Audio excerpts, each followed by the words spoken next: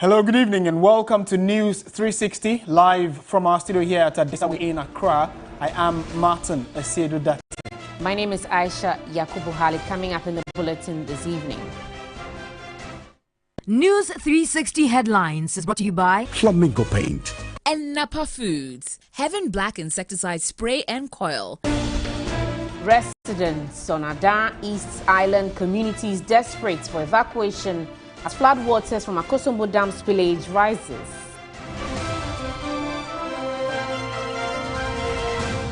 Also tonight, the Ghana Journalists Association calls for the arrest and prosecution of NDC thugs who assaulted a reporter of City FM and City TV.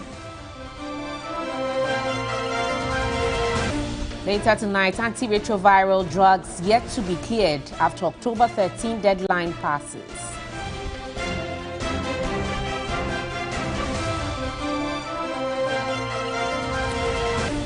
Elsewhere around the world, Israeli Defense Forces prepare to expand operations on the ground in Gaza.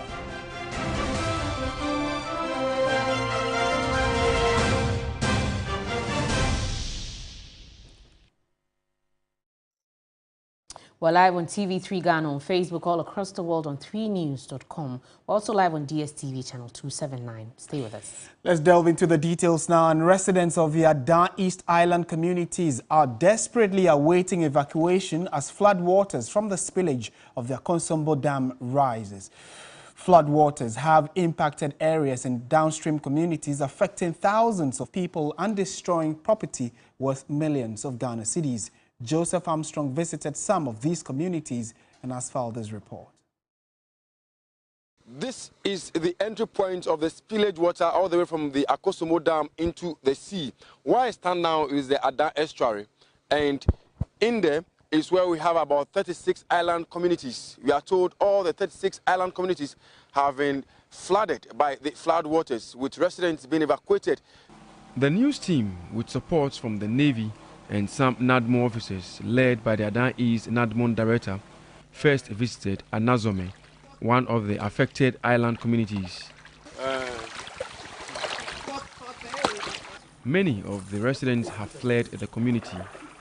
A 73-year-old man and his family are trapped between the Volta River and the floodwaters. He wants to be evacuated. When I was born, by that time I got that before, but now why they are disturbing us, they have no knowledge, all of us, that we are human beings at this place here. Working there, they have to look at our back. And if the river is coming, to open the thing to become a bit by bit. But they open it free, as we are not human beings at announcement here. The situation was even worse in other island communities we visited. I'll come. This one is serious. They have lost all their farms to the floodwaters and other businesses they are engaged in. They have to start all over again. This, they say, is frustrating, but they are grateful they are still alive and cannot wait to be evacuated. Do you want to be moved? I'll move. I'd like to move because of the water. Water will come take me. I shouldn't stay here.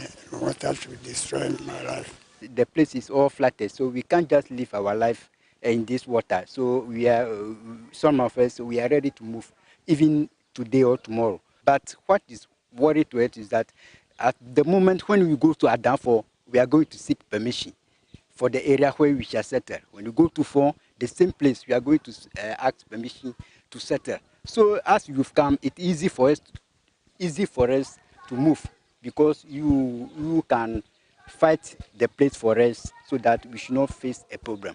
In response, the Adan East NADMO director said he will mobilize resources to evacuate the residents as soon as possible. We realized the water level as of 3 days ago wasn't too dangerous for them to be evacuated. So we gave ourselves time to do monitoring, effective monitoring. It has now gotten to a stage where people need to be evacuated. And so from here, I'm going to put my team together so we organize some boats to evacuate them to the safe havens that we have identified for them. He does, however, admit that NADMO does not have what it takes now to evacuate the residents. We don't have that kind of logistics and then funds to do the evacuation, but we are solely relying on the district assembly, Adan East District Assembly, to do that evacuation. So from here, I'm going to inform the authorities to make some provision for funds and logistics for us to be able to do the evacuation efficiently. The residents are hoping NADMO will get the needed support to evacuate them to safety. Joseph Armstrong, Good Alabu, TV3, Adan East. And you know that we've been following this particular story in the last few days, probably over a week for you, just so you can also get an understanding of what exactly is happening in these communities that have been terribly affected by the spillage of the Volta, by the Volta River Authority, the VRA. Let's speak to the Deputy Director General of NADMO, Saji Amedonu, who has been in the community in the last few days himself. Sir, a very good evening to you. Thank you for your time. Good evening to you and your viewers. What is the current situation? We know that when it happened, you marshaled your team of men, you went there, you've been assessing the situation. A few days down the line, what exactly is the current situation? Please take it again. Hello? I'm asking that as of this evening, what can you report regarding your assessment of the situation? Thank you very much. Well, as we speak, the areas we are dealing with immediately now is North Town, Central Town, and South Town. For Adan, we have done some pre-positioning of some items already. And I know from tomorrow morning, evacuation is going to start to the various safe havens. But already, from the monitoring we have done, a lot of the citizens in those islands have moved to stay with their relatives and friends on the mainland. Have you recorded any casualties? Have people reported to you that they've lost relatives as a result of this spillage? Well, actually, we've not lost any body yet. We've not had any casualty yet. I mean, for properties, we have a lot of damage to properties across some of the districts. But for loss of life, nothing of that sort has been reported yet. We are only praying and hoping that we don't lose a single soul in this unfolding event. Certainly so. And still on that, what kind of assistance do these individuals or communities need after your assessment? Well, first on our list is doing evacuation, support to rescue people, move people from their homes. And what is happening is that a lot of people are moving with all their household items, and that becomes a bit difficult to move household items. People are moving everything from their homes, including fridges, cupboards, wardrobes, everything, mattresses. So that becomes a bit difficult. But together with VRA, in some of the communities, we have gotten vehicles so that as they move the things to the roadside, these vehicles are able to cut these things together with the people to save havens. What we are also doing is to also pre-position some of these vehicles in Adan so that if people move their things across the river to the island, we can cut them to the safe havens. Then we also have a need for food items and non-food items. But in all these areas, we have pre-positioned some items, especially at the safe havens. Those we are unable to reach now are those who have moved to stay with their relatives and friends. But we are working together with the assemblymen, and very soon we'll start serving those people as well. But as for those who are in safe havens and those who will be moved to safe havens, there's enough item to go around them, at least for this time. Right. And Mr. Amedonu, two final questions before you take leave of us. We have received reports that the flood is already affecting about 3 different regions. In fact, we had reports as of yesterday that some parts of the northern region, Savannah areas, are also feeling the impact of this spillage. If you are evacuating and moving these people, which areas are you moving them to, if you can give us an idea? Okay. Well, what is happening upstream the Volta Dam is actually what is causing the spillage. So what is happening upstream the Volta Dam is the natural causes of the rain. It is because of the heavy inflows that are coming through the Volta Dam. That is why the Volta River Authority decided to spill in order to protect the integrity of the dam. Because in the unlikely event that we have a top-over or a failure of that dam, the repercussions are more dire than what we have now. So they have to necessarily spill. Downstream the Volta Dam, we have 8 districts that have been badly affected. And North Town is the west, followed by Central Town. Then we can talk about Shao Sudoku, talk about South Town. The Anor area also have been hit, and that is unfolding. The challenge is that the spillage is not going down in the next few days. We are looking at about a week. VRA has indicated to us that they might continue at this rate for about a week. So the situation is still unfolding. So we are urging everybody who is living along the riverbank that if the water has not gotten to you, certainly it will get to you. So you should start moving yourself. You should do voluntary evacuation. If any of our team members realize that you are not moving, this time we will be forced to do compulsory evacuation so that we can move you to the safe haven so that we can attend to you. Right. Mr. Amedono, would have to leave it here. I know you have a lot to do, and kudos to you and your men as you try to help, our fellow Ghanaians who are stranded as a result of this spillage. Saji Amedono is the Deputy Director General of the National Disaster Management Organization, NADMO, who are also putting in efforts to ensure that relief items are brought to these affected communities and individuals caught up in this unfortunate situation. On the back of the report, we've also heard that there is a likelihood of some health impact. What are the potential health, problems that we should be looking at or could happen as a result of the, water that has entered many homes, forcing people to leave? Water has entered into cemeteries, we are told, the morgue, where a number of dead bodies are being moved out as a result of the spillage. To assess the health impact, let's talk to Professor Richmond Ni Okai Aite, who is with the School of Public Health, University of Ghana. Prof, a very good evening to you. Thank you for your time. Good evening, and thank you for having me. What, in your estimation, will be the kind of health emergency that could come up as a result of this spillage, and the kinds of reports we are hearing where, all sorts of areas, including cemeteries, being impacted? First of all, it's really a sad situation to see the extent of the flooding that we are seeing on your screens. And our hearts go out to the residents who are facing this across 3 regions, as you say. When you look at floods like this at the scale at which we are seeing it, there are immediate impacts that involve risk of danger. I mean, people are walking or wading in some which look like up to their chest, and those people could just get injured.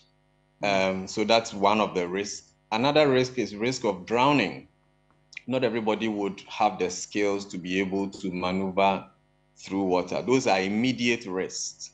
But beyond that, there is also risk of infections. Now, there are a range of infections that people could experience immediately, because there may not be easy access to clean water. We could start to experience problems with waterborne diseases, those that are gastrointestinal, so related to diarrhea, for example. And then you could also have diseases that are vector-borne. When you have this water, over time, it can lead to breeding of mosquitoes, which can then lead to malaria, dengue, and other water-related infections. You talked about it going into toilets and morgues and things like that. There's also a risk that we could have it influencing the quality of water that people then have. So that those are infection-related effects. Beyond that, there is also the fact that people's lives have been disrupted. For example, if people don't have the means to be able to cook their food well, that could also lead to foodborne diseases. And this is quite a distressing thing for people. So it's not just physical illnesses. It could also have implications for mental health, you know, post-traumatic stress, depression, and inability to sleep and things like that. So there's a wide range of effects that it could have on the population. Right, and finally and briefly, are you able to tell us what immediate assistance government or the state institutions can give those who are being evacuated at the moment? I think the previous person that you spoke to has mentioned some of the key things. First, trying to make sure that lives are protected. So wherever people are still at risk or are living even in the water, for some people, it might just be an issue of because they are constantly in the water, they may have hypothermia. We need to try and get to these people and move them to safety. And also, government should create corridors for accessing health services. For some people, that may be the biggest challenge, even if they have a problem. Right. Being able to organize health services the way it's usually done may not be possible in some communities. So creating a pathway so that people can easily access health services will be one of the ways to address that. Okay. But I think, given what you have said, that this is going to go on for a few more days, this should really be looked at as an urgent issue. Prof, thank you so much. We'll definitely be coming back to you in the coming days as we all look forward to how all of this plays out. Professor Richmond Aite is with the School of Public Health, University of Ghana. While still staying on the flooding situation, the University of Ghana branch of the University Teachers Association of Ghana, UG-UTAG, has urged the National Disaster Management Organization, NADMO, to double up its interventions to deal with the plight of those affected by the spillage of the Akosombo Dam. UG-UTAG, in a statement, noted with concern the displacement of individuals and communities in the Volta region of Ghana because of the what is currently ongoing, or the spillage of water from the Akosombo Dam. President of UG-UTAG, Professor Ransford Jampo, called on government and all agencies involved in the management of the Akosombo Dam to devise mechanisms that allows for the maintenance of the facility without the perennial displacement of people from their homes and the untold hardships such exercises bring upon them. The statement added that UTAG has expertise and is willing to help the government address this perennial problem. Also, major roads in Dachie, a farming community in the Dafiama, Busie Isa district of the Upper West region, remain poor, inhibiting movement to other communities. The road remains unfixed, with the condition going deplorable every day. Women and children continue to bear the brunt of the bad nature of the road. Residents are currently facing the brunt of damaged roads, with the education of children likely to be truncated due to cut-off roads 2 years after floods struck in the Upper West region.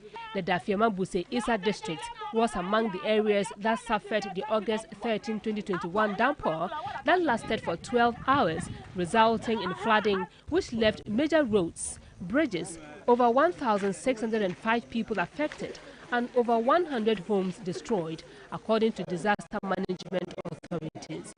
A visit to the Dafiama Busie Isa Dachie road showed how the main road has been cut off twice, posing danger to children as they have no option than to wade through water to cross to the other parts of the district to attend school. Cletus Sandari is a resident and a farmer who on daily basis has to assist these children.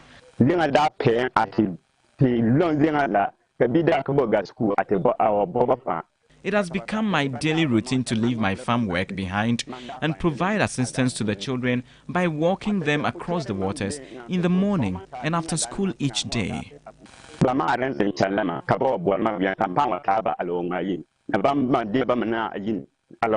According to some concerned residents, the deplorable nature of the road is unbearable, particularly when it rains. Foodstuffs cannot also be carted from the farms to market centers.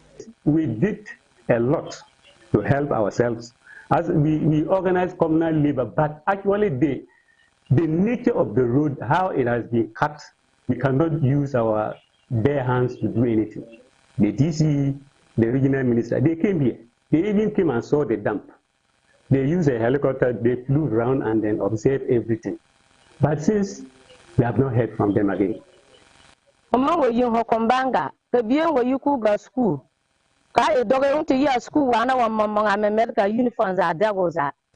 the children are set to go to school and it rains, our hearts are always heavy.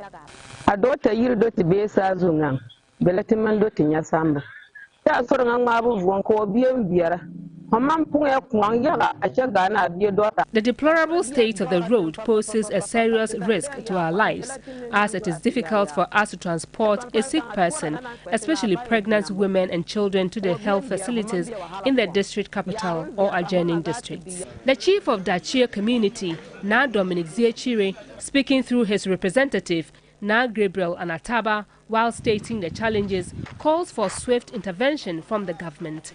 Meanwhile, the Member of Parliament for Dafima Buse Issa constituency, Dr. Sebastian Sandari, lamented the 2 weeks period given by the Roads and Highways Minister to fix that part of the road has turned to 2 years, yet nothing has been done.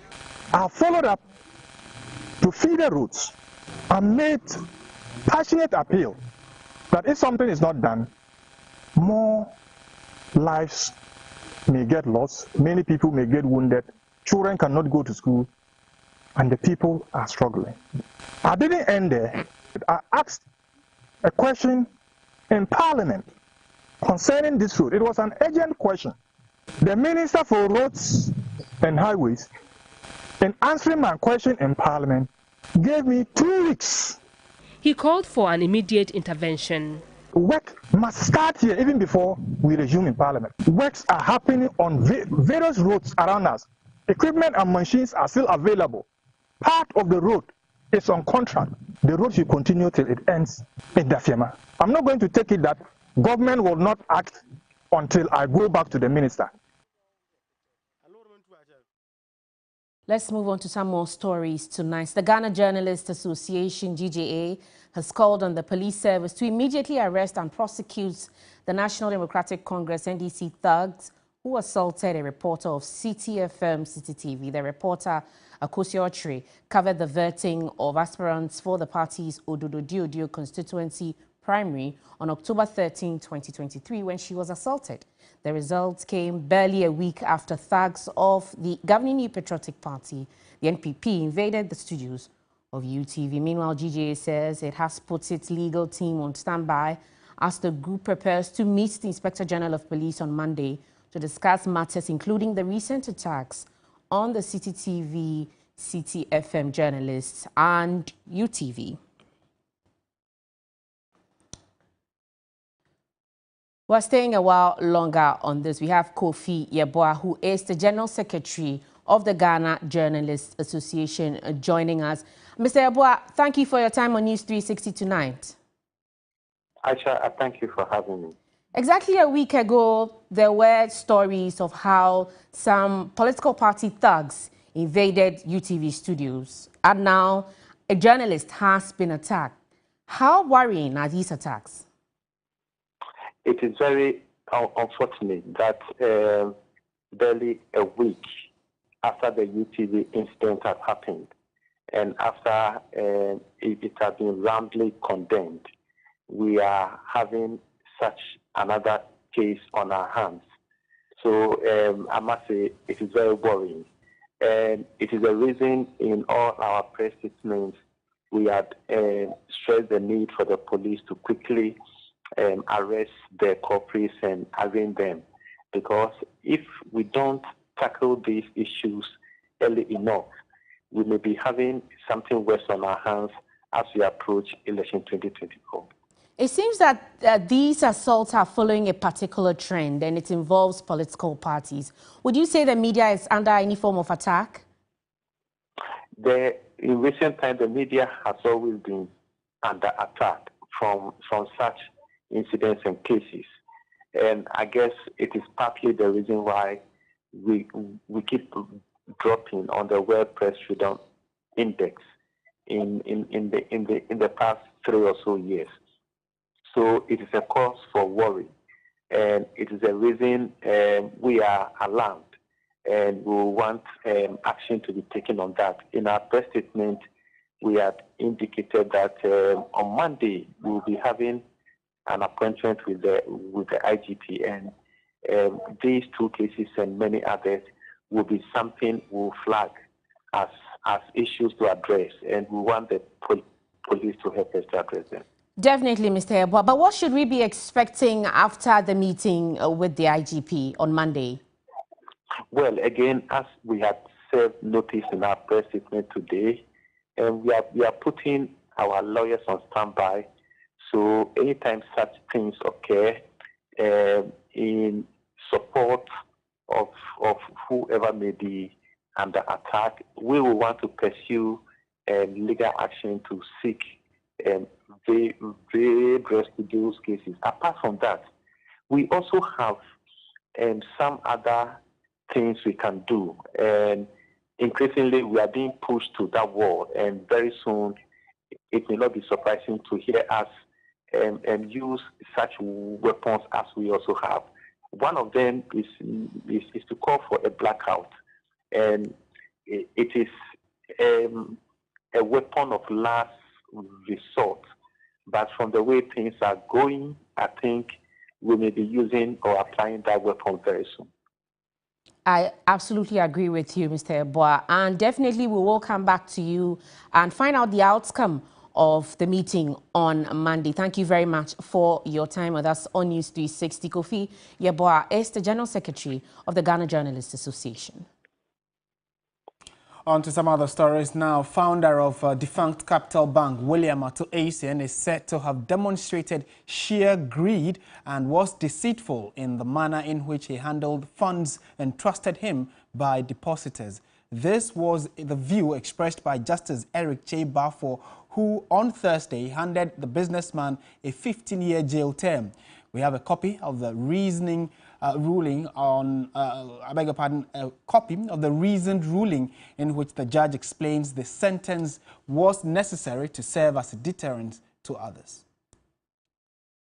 The businessman is said to have received money belonging to the bank in jeweled bags. These are monies he was accused of stealing and laundering, resulting in the imposition of a 15-year jail term. Court of Appeal Judge Eric J. Bafo, who handled the case as an additional High Court judge, justified the sentence by carefully analyzing its impact on society.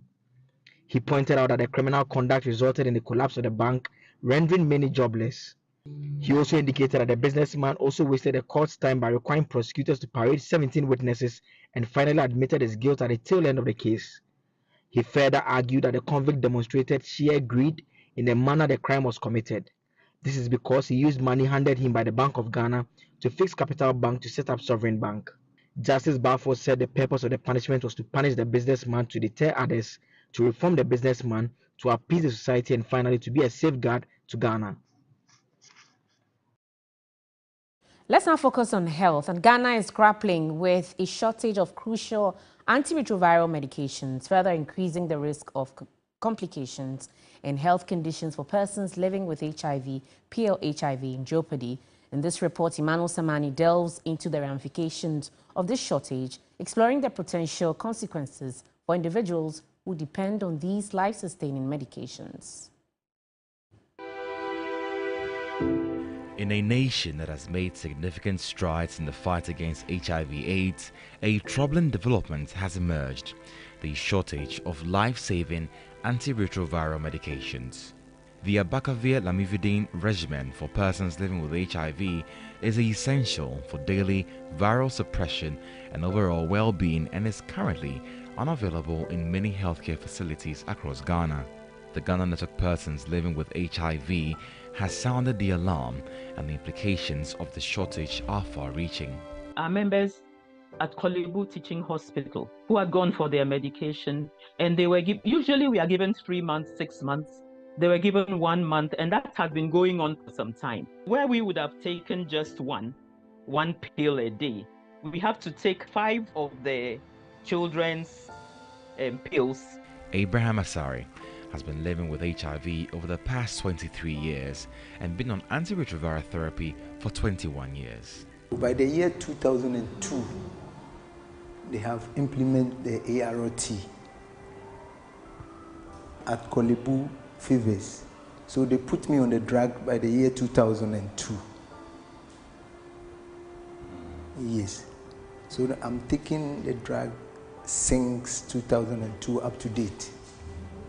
It's like 21, 22 years now. He says these medications are his lifeline and that the shortage of the drugs have left him in a state of worry.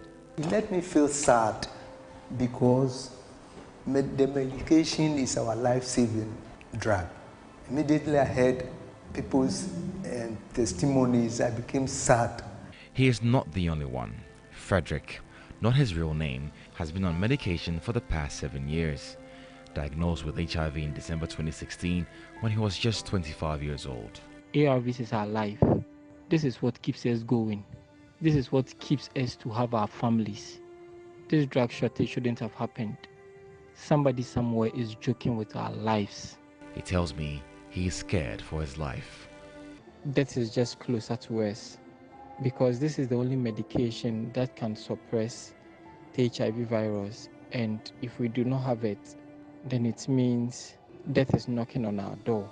This is the only medication that can sustain us, and the interesting part of it is we were on a different regimen that caused certain problems to our kidneys and our liver.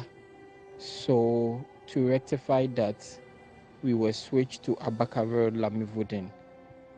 And for this to run into shortage, it's like signing a death sentence. For Associate Professor in Global Sexual Health and HIV noted, delayed access to antiretroviral drugs can lead to drug resistance and severe health complications. If people miss their doses or take a break from it, from what we assume could happen in these cases, there are different ways it could impact the person living with HIV and also the general population. We are discussing the possibility of them developing issues with health, and at the same time we are talking about the possibility of spreading the virus even more among the population. With the medication, you are supposed to take it every day as prescribed, and what that does is that it helps your immune system to fight the infection, or basically it reduces your what we call CD4 counts. At the same time, increase your ability to fight the virus. Now, the shortage of antiretroviral medication is a crisis that demands immediate attention.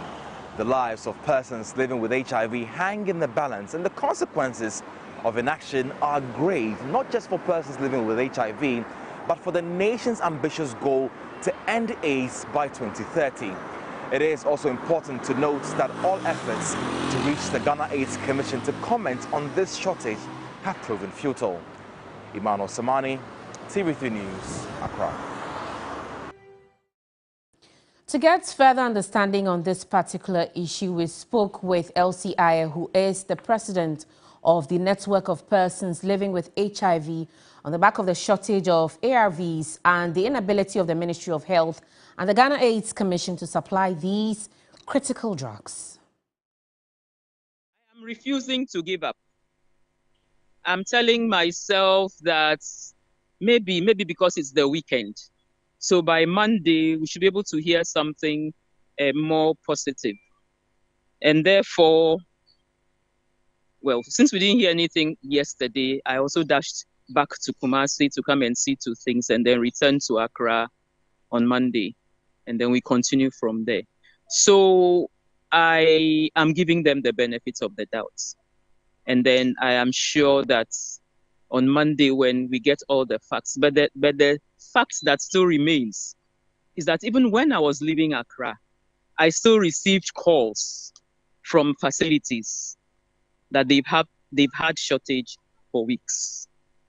So, so it proves beyond doubt that definitely there is shortage across the country. I am seeing that it shows how desperate the situation is. I know I am a science student, and I know that it takes some time, but I don't want to say it so that people will say Elsie said XYZ, but it is wrong. But we also know that there's usually some period, there's some grace period from the expiry time. And when push comes to shove and you are between a hard place and a wall, you would have to take what is best for you. And at this time where it is our lives, where it is that you need to take this medication.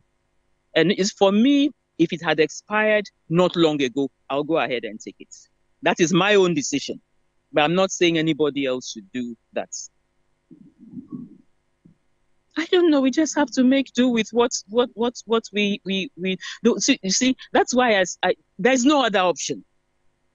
Here is a case where people's medication is finished, and they are supposed to be not to stop taking their medication. And if they have this option, but then the very serious one is those who were put off TLD.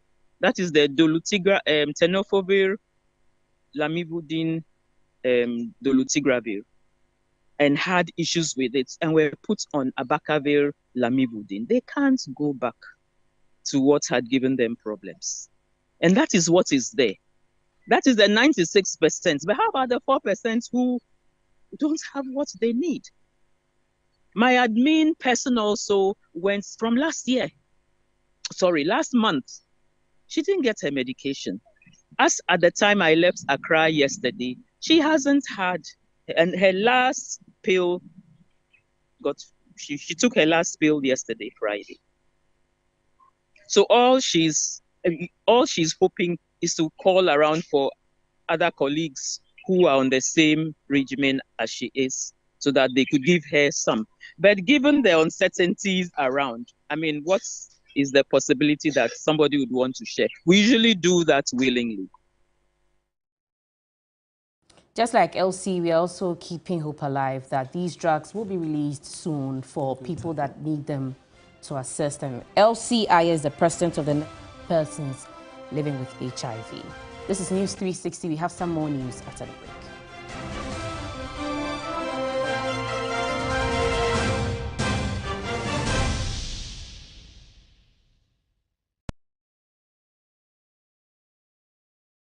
Ladies and gentlemen, we're going to demonstrate to you the superior properties of Flamingo paint as compared to other paint brands on the market. We take equal quantities of Flamingo paint and this ordinary paint. We then dilute them with water. And now, let the test begin.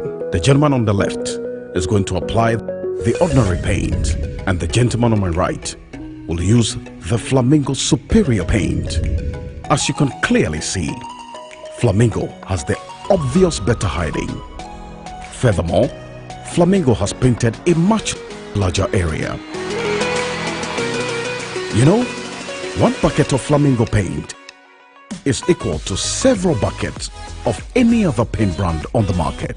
Flamingo paint is made with superior formulation to give superior durability, superior hiding, superior coverage. Flamingo paint, simply superior. Whenever you fly to space or take your first step as baby, Soft Care always stays with you.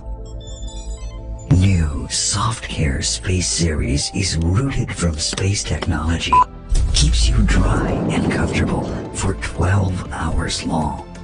offers you the most effective protection during your space journey. Soft Care. Protect your leap.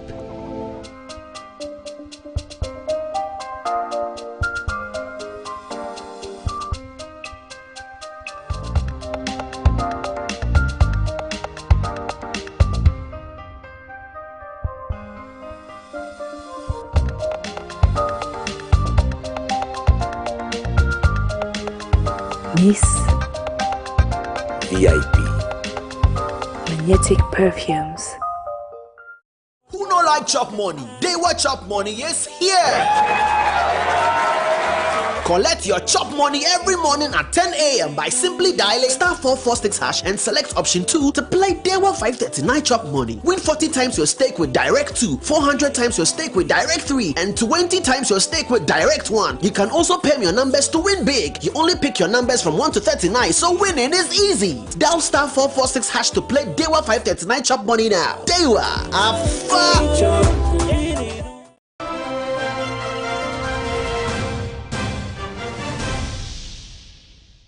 Welcome back to News 360. This is our bulletin coming to you from our studio here at Adesawe in Accra. On to some major stories we have for you. Visual impairments have physical, emotional, social and economic ramifications, and they play an essential role in determining one's quality of life. Available data shows that Ghana has about 300,000 blind people, while 332,000 have severe visual impairment. Ghana joined the rest of the world to mark this year's World Sight Day on Thursday, the 12th of October, and we take a look at the major causes of blindness. Globally, nearly 2.2 billion individuals worldwide are visually impaired, and 100 million people suffer from a vision disability that could be prevented, according to the International Labour Organization (ILO) and the International Agency for the Prevention of Blindness (IAPB). More than 13 million people worldwide have vision impairment related to work, with an estimated 3.5 million eye injuries happening in the workplace each year. Among all cases of blindness, 90% of them can be avoided or treated if identified early. A report on the 2023 Ghana Eye Health Summit also revealed that the major causes of blindness are cataracts at 54.5%, glaucoma 19.4%, posterior segment disease including diabetic retinopathy at 12.9%, while cornea-related causes account for 11.2%.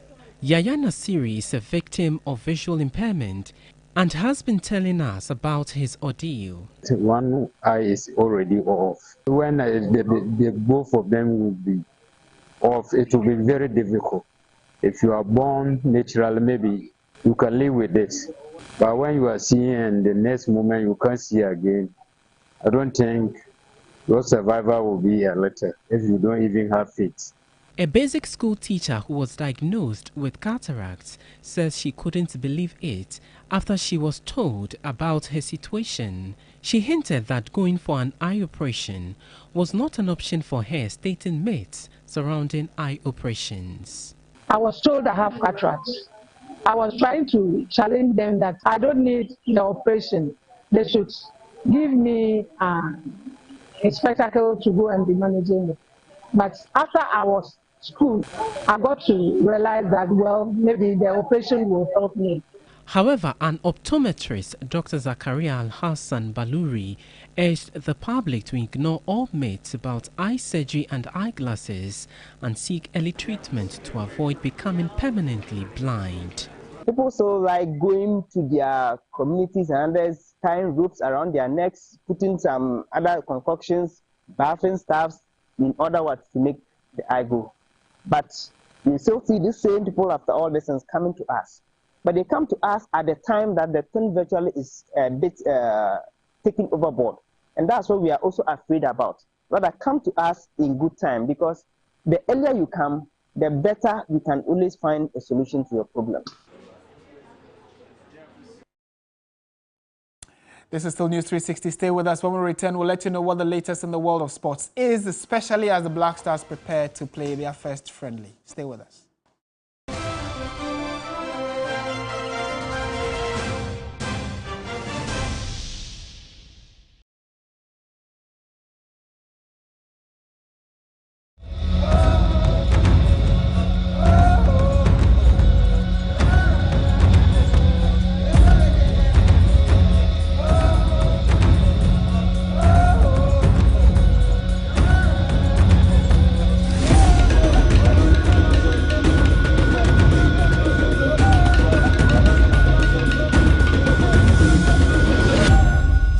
Make life beautiful. Embrace it with the all-new Ahofe from GTP. Lifestyle.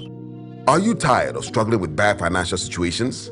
At Quick Credit, we understand the difficulties that come with transitioning to a better one. That's why we're here to simplify the process for you. With loan facilities of 1,000 cedis and upwards, all you have to do is call and we will take care of the rest. All you need is your national ID. No savings, no collateral, no susu, no deposits, and no account opening required. Quick Credit has you covered. Whether you're expanding a business, starting a new one, facing an emergency like school fees or funeral expenses, or even just in need of a salary loan.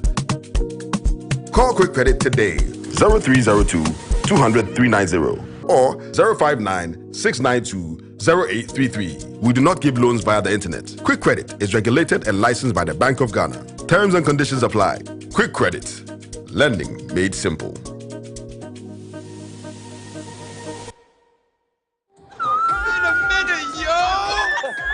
It's on my nephew. Wow, this place has changed, yo.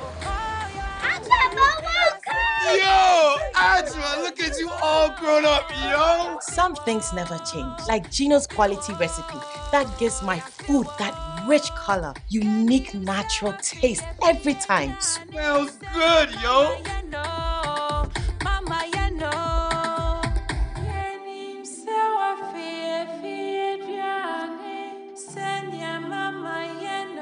Hey, sister, we the wap ponsano and casa, just like I remember. Uncle, hurry up and let's open the suitcase. Ajua, chai, na me shrink quite fast.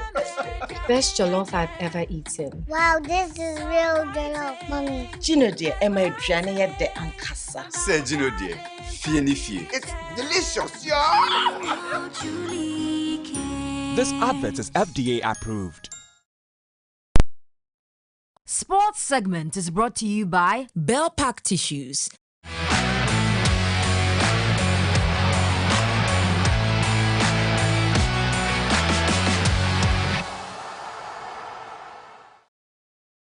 Welcome back to News 360. Time now for sports, and Yao Ofosulabi is with us. This wouldn't be the first time Ghana is playing. We've played them 3 times. We've played them 3 times already. We've lost all 3, and so this is the 4th time. So we are hoping for a positive change. Exactly. All right, Let's get into the sports news. And Ghana will take on Mexico in a friendly game at Charlotte in the United States as they prepare for the 2026 World Cup qualifiers and the 2023 AFCON qualifiers as well. Thierry Nyan observed their final training session and filed this report. So happening here at the Bank of America Stadium is the Black Stars. They are going through the final paces as they prepare for the international friendly against Mexico. Remember, it's 2 friendly matches that the Black Stars will be playing here in the United States of America, first against Mexico and the other on Tuesday against the United States men's national team. And so right now the goalkeepers, of course, going through the paces with Richard Olelekinson, who is a goalkeepers trainer. But as you can see behind me here as well is the outfield players also going through some physical exercises with the physical trainer. For now, they are running with the ball. Before then, the last 10 minutes or so, they have been doing exercises without the ball, as all of them are hoping to, win the heart of the technical team, especially Chris Hughting. Jimenez is one that we know very well, and of course, we all know what happened to him in the Premier League with the injury that he had. So I think this gave him an even a bigger profile. But I think as regards paying more attention to individuals, we can't afford to do that. What we have seen in this Mexican team is a very committed team, a way of playing, and a group of players that perform very well for their nation. So we have to treat this as a whole.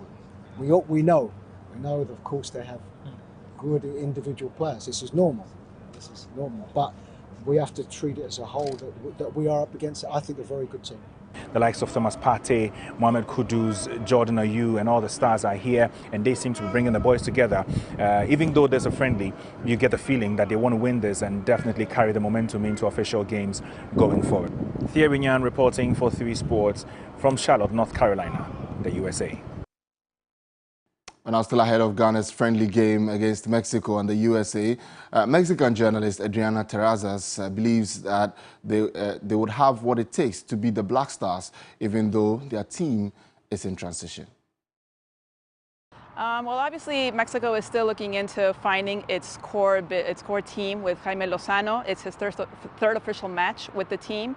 He got to know several of the players during the Gold Cup, but he is calling up some other players that he hasn't seen. So obviously, we're still expecting some experimentation with this game, but there is some pressure with Jaime Lozano, and we're eager to get that first official victory with him. We know African teams are really, really difficult, physically difficult and challenging for the Mexican national team. We still don't have a core team, so that could be very difficult for Mexico as well, just to bring in some new players and get used to playing with some other players.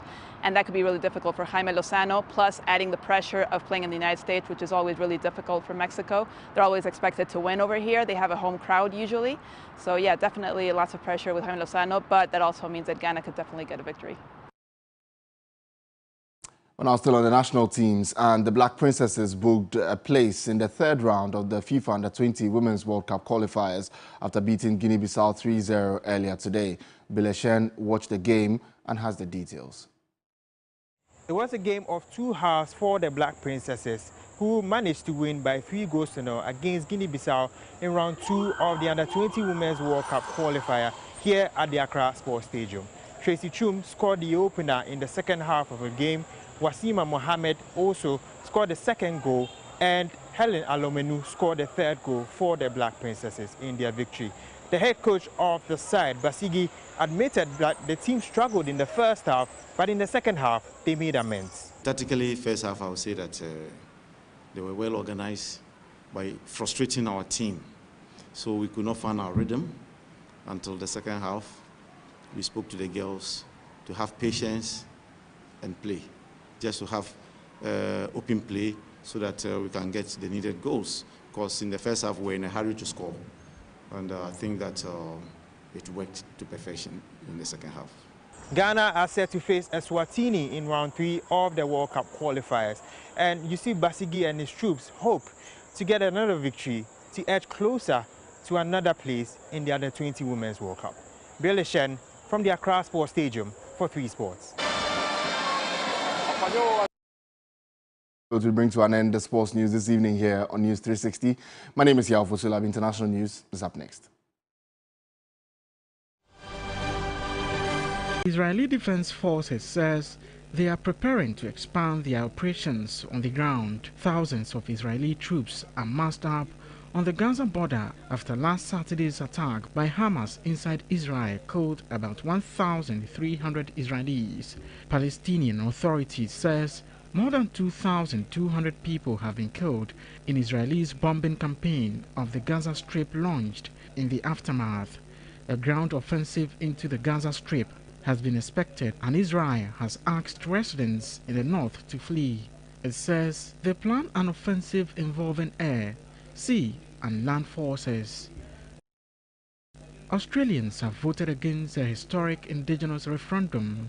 Australia's national broadcaster ABC projects that 3 states have voted no, effectively defeating the referendum. Australia's Prime Minister Anthony Albanese said he respected the outcome of the vote and called on indigenous people to maintain their hope.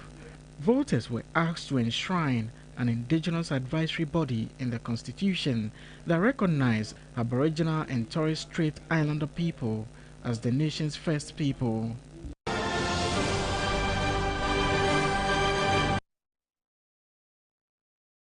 Let's now do entertainment news. News segment is brought to you by Awake Purified Drinking Water, GTP Lifestyled, Vodafone, Further Together, and powered by 3 Entertainment.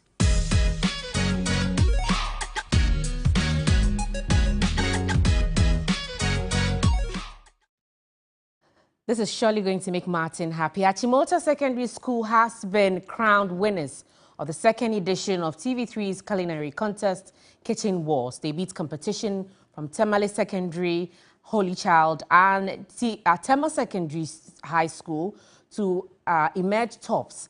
Aside the bragging rights, the team won a 10,000 cedi cash prize, 3-month supply of products to their school, and gets to embark on an international trip. It's been weeks of culinary hostilities between the various alumni groups in Ghana on TV3's Kitchen Wars. Season 2 of the cooking experience has been an exciting one as alumni groups strive for bragging rights. It was an energetic atmosphere at the Aviation Social Center as 4 schools, Holy Child SHS, Tamale SHS, Achimota SHS and Tema SHS, took a stand for the final showdown for the season. In the end, Achimota SHS were on top of their game as they secured the bragging rights as winner of the country's biggest cooking competition, Kitchen Wars.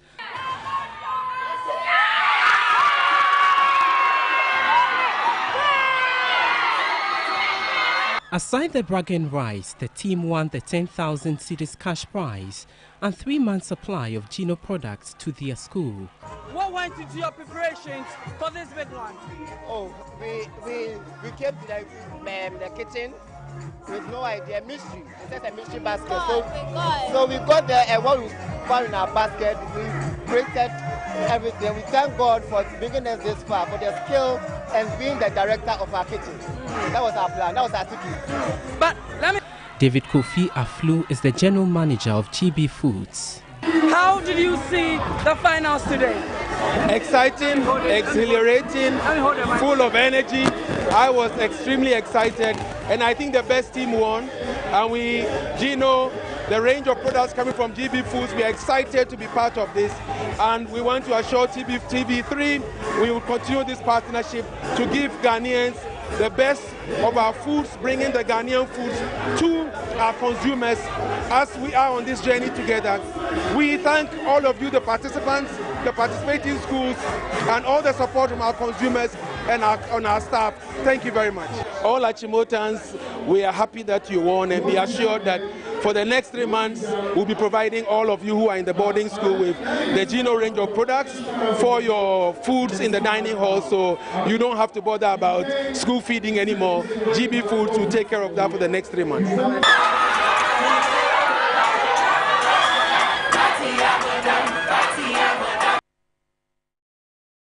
How did they do the dance? Huh? Achimota School. When it comes to books, we've got the brains. When it comes to cooking, we've got the brains as well. So, well, I mean, congrats to Achimota School for winning the 2nd edition of Kitchen Wars, and definitely would be bringing you more. When you go to our website, 3news.com, you get details of all the stories we brought to you and the win and visuals from the event as well. My name is Martin Asiedu Date. And I am Aisha Yakubu Khalid. Have a good evening.